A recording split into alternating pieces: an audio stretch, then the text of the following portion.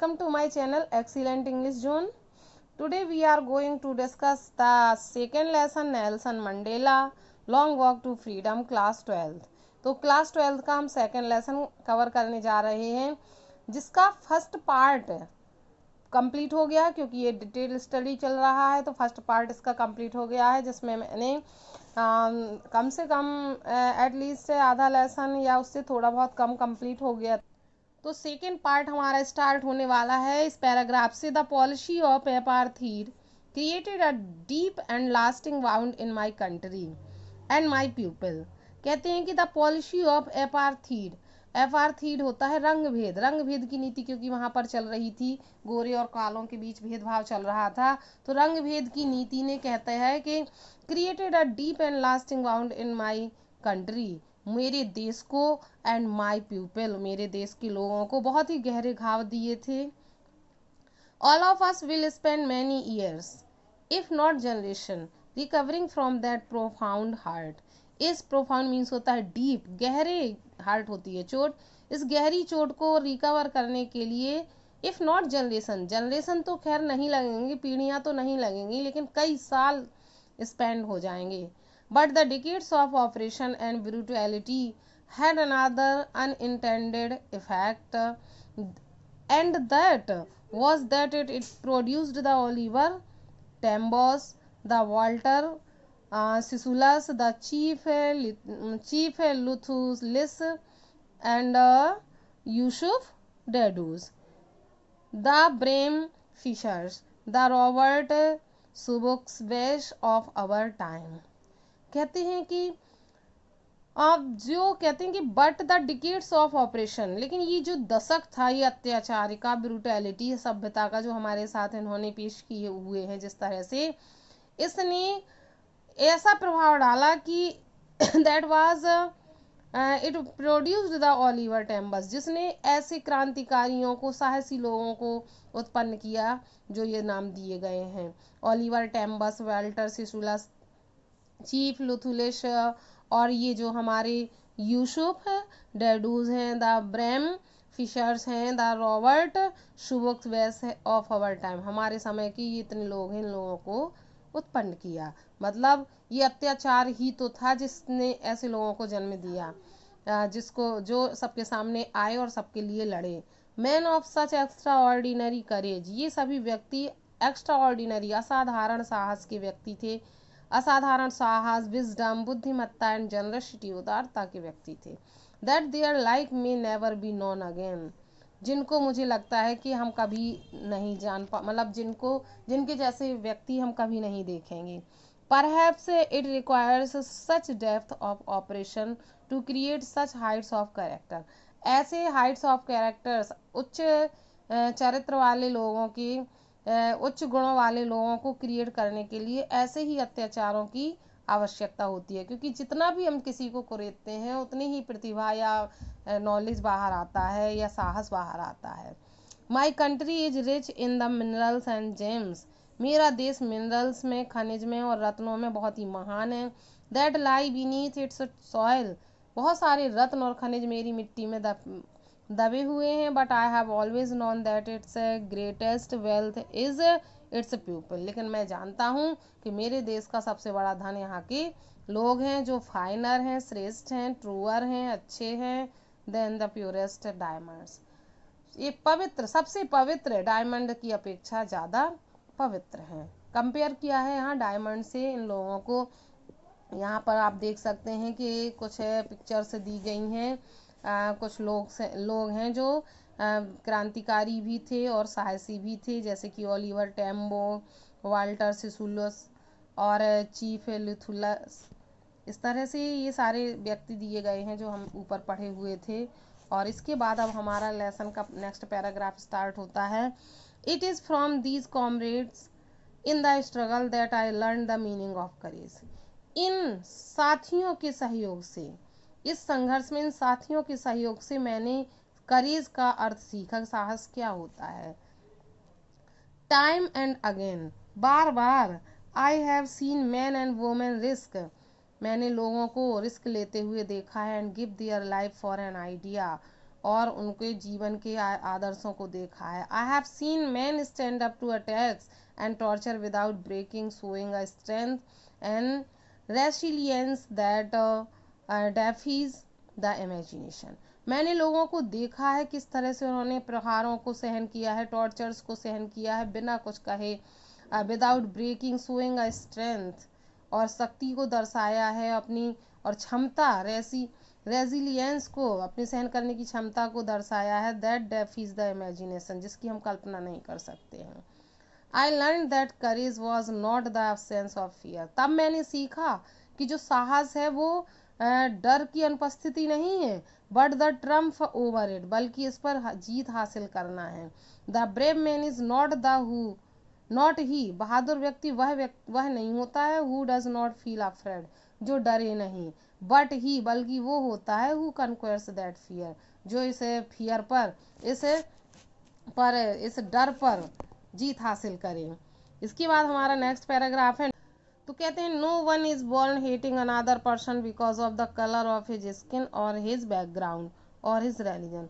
कोई भी व्यक्ति इस दुनिया में धर्म, जाति, स्किन, रूपरेखा, इसके और बैकग्राउंड से एक दूसरे से घृणा करने के लिए पैदा नहीं हुआ है।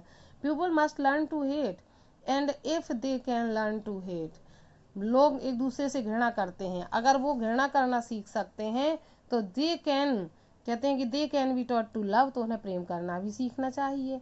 For love comes far more naturally to the human heart than its opposite, क्योंकि अगर घृणा करना इतने जल्दी सीख जाते हैं तो प्रेम इसलिए जल्दी सीखना चाहिए कि वो तो नेचुरली व्यक्ति के हृदय में पाया जाता है। Even in the grimmest time in prison, जेल में ग्रीमेस्ट टाइम, कठिन से कठिन परिस्थिति में, when my comrades and I were pushed to our limits, जब मैंने और मेरे साथियों ने हद से ज़्यादा, लिमिट्स से भी ज़्यादा परेशानियों को सहन किया है, I would see a glimmer of humanity in one of the guards, तो मैंने देखना चाहा कि कम से कम किसी गार्ड में तो मानवता की झलक हो, perhaps just for a second, शायद एक सेकंड के लिए तो ये झलक दिखाई दे जाए, but it was.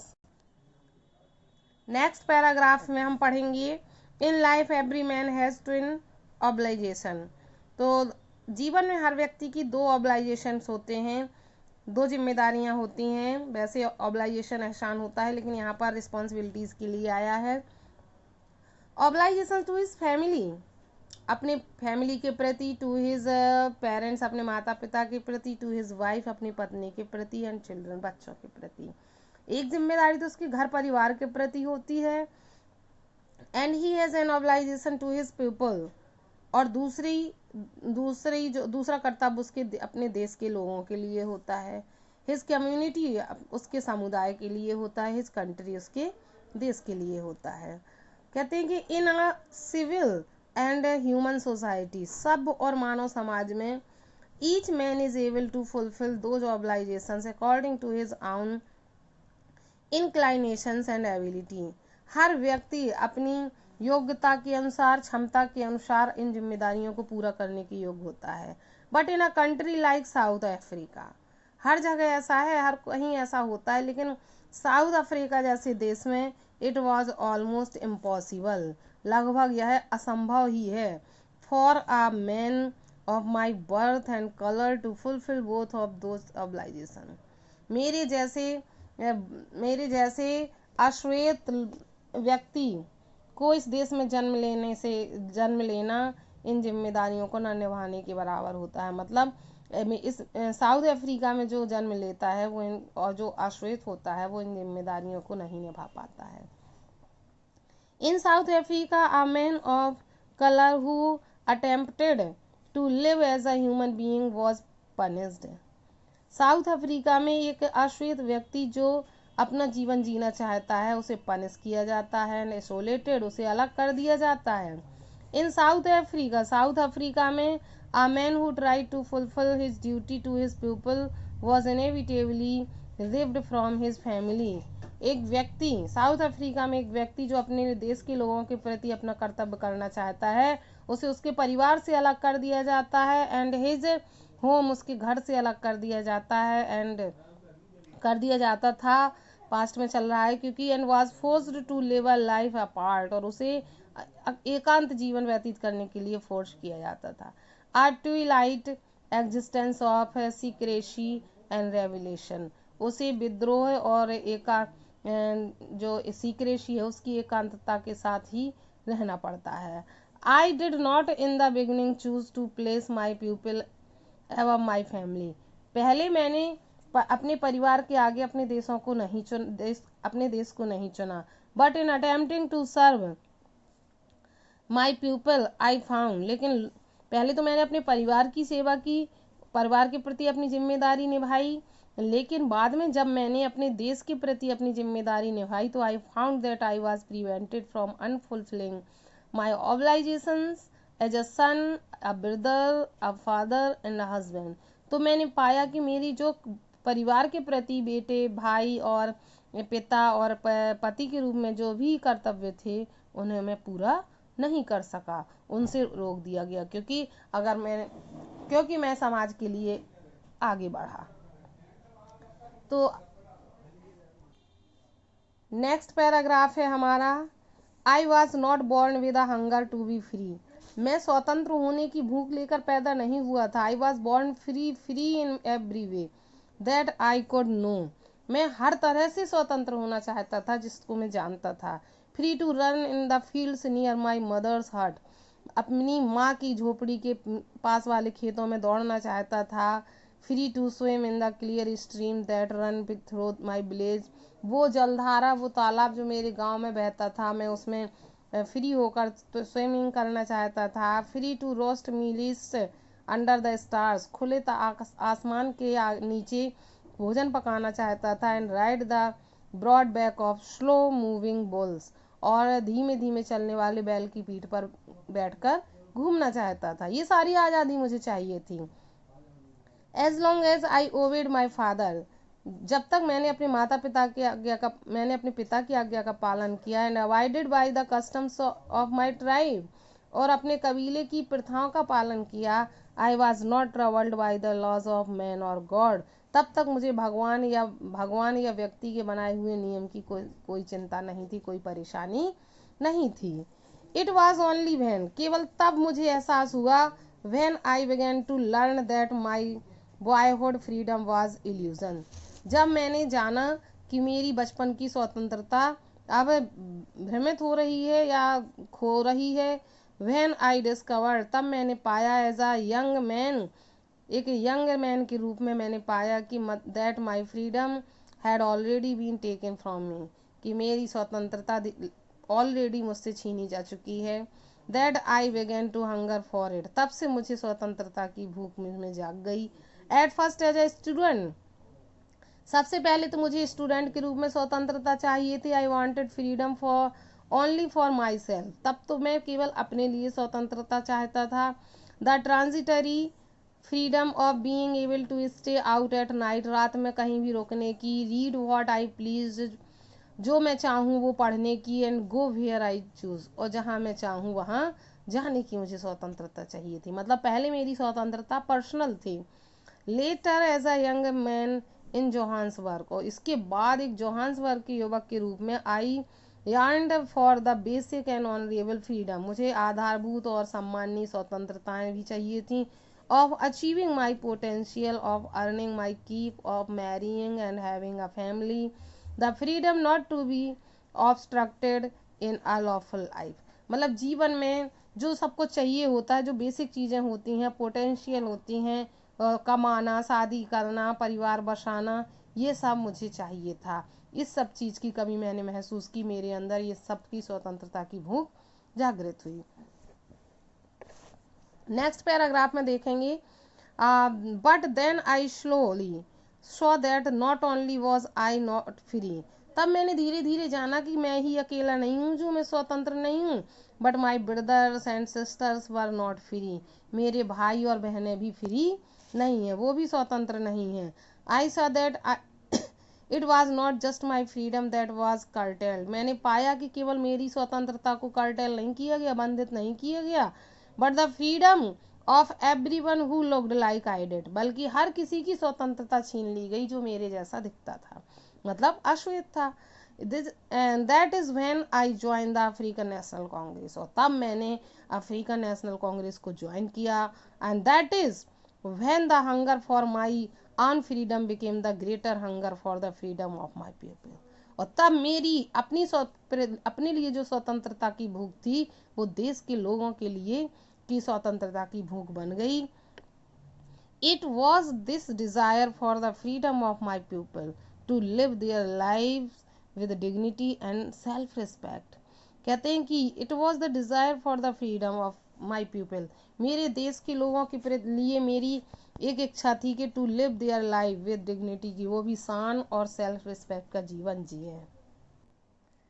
That animated my life, जिसने मेरे जीवन को एनिमेट कर दिया। That transformed, एनिमेट होता है बदल देना, मतलब इस विचार ने मेरे जीवन को बदल दिया। That transformed a frightened young man into a bold man, और इस विचार ने एक डरे हुए व्यक्ति को साहसी व्यक्ति में बदल दिया। That drove a law avoiding attorney to become a criminal, और एक कानून का पालन करने वाले व्यक्ति से एक अपराधी व्यक्ति बना दिया। That turn a family loving husband into a man without a home, और एक अच्छे पति से एक बेघर व्यक्ति बना दिया। That force the life living man to live like a monk, मुझे सन्यासी के जैसा जीवन जीने वाला बना दिया। I am no more virtuous और self sacrificing than the next man, मैं अपने आप को सामने वाले व्यक्ति से कम वर्चुअस और कम सेक्रीफाइसिंग मानता था। बट आई फाउंड, लेकिन मैंने पाया दैट कि I could not even enjoy the poor and limited freedom, मैं उस पुअर थोड़ी सी और लिमिटेड फ्रीडम को का भी एंजॉय नहीं कर सका। आई वॉज अलाउड, जिसकी मुझे अनुमति थी, मतलब जितनी मुझे मिली पहले से थी उसका भी मैं आनंद नहीं ले पाया जब से मैंने ये पार्टी ज्वाइन की और देश की स्वतंत्रता के लिए आगे बढ़ा। When I knew my people were not free, और जब मैंने जाना कि मेरे लोग स्वतंत्र नहीं थे। फ्रीडम इज इनडिवाइजेबल, अविभाज्य स्वतंत्रता। The chains on every one of my people were the chains on all of them, मेरे हर व्यक्ति की चैन जो है जो जुड़ी है वो सभी उसमें सभी जुड़े हुए हैं। The chains of on all of my people were the chains on me, और वो श्रृंखला जिसमें सब जुड़े हुए हैं और वो मेरी श्रृंखला है, लोगों की ही नहीं है कि मेरी भी श्रृंखला है, मतलब जिसमें ये सभी लोग जुड़े हुए हैं। कहते हैं कि उन सब लोगों पर जो बेड़ियां हैं मेरे ऊपर बेड़ियों के समान हैं, वो सारी बेड़ियां जो लोगों में पड़ी हुई हैं उनको मैंने अपना बना लिया। लास्ट पैराग्राफ में कहते हैं I knew that the oppressor must be liberated just as surely as the oppressed, कहते हैं कि मैंने जाना कि दबाने वाले को उतनी ही स्वतंत्रता चाहिए जितनी दबने वाले को चाहिए, मतलब सब कुछ स्वतंत्रता तो सभी को चाहिए, चाहे वो दबने वाला हो या दबाने वाला हो। A man who takes away another man's freedom is a prisoner of hatred, एक व्यक्ति जो दूसरे की स्वतंत्रता को छीनता है वो घृणा का पात्र है। He is locked behind the bars of prejudice and narrow mindedness, ऐसा व्यक्ति घमंड और संकीर्ण विचारधारणा का शिकार है। I am not truly free if I am taking away someone else freedom, यदि मैं किसी दूसरे की स्वतंत्रता को छीनता हूं तो मैं वास्तव में स्वतंत्र नहीं हूं। Just as surely as I am not free, निश्चित ही मैं तब तक स्वतंत्र नहीं हूं when my freedom is taken from me, जब तक मेरी स्वतंत्रता मुझसे छीन ली जा रही है, मतलब यदि मेरी स्वतंत्रता मुझसे छीन ली जा रही है तो मैं स्वतंत्र नहीं हूं। द ऑपरेस्ड एंड द ऑपरेशर, स्वतंत्रता छीनने वाला या मतलब हम जिसे कह सकते हैं कि दबाने वाला और दबने वाला एलाइक, दोनों एक समान हैं। Are robbed of their humanity, दोनों अपनी मानवता को खो रहे हैं। कहता है इसमें लेखक कहता है कि दबाने वाला भी और दबने वाला भी दोनों मानवता को खो रहे हैं, क्योंकि दबने वाला दबने को तैयार है, वो मानवता को नहीं मान रहा है, इसलिए दबाने वाला उसे हमेशा दबाता रहेगा।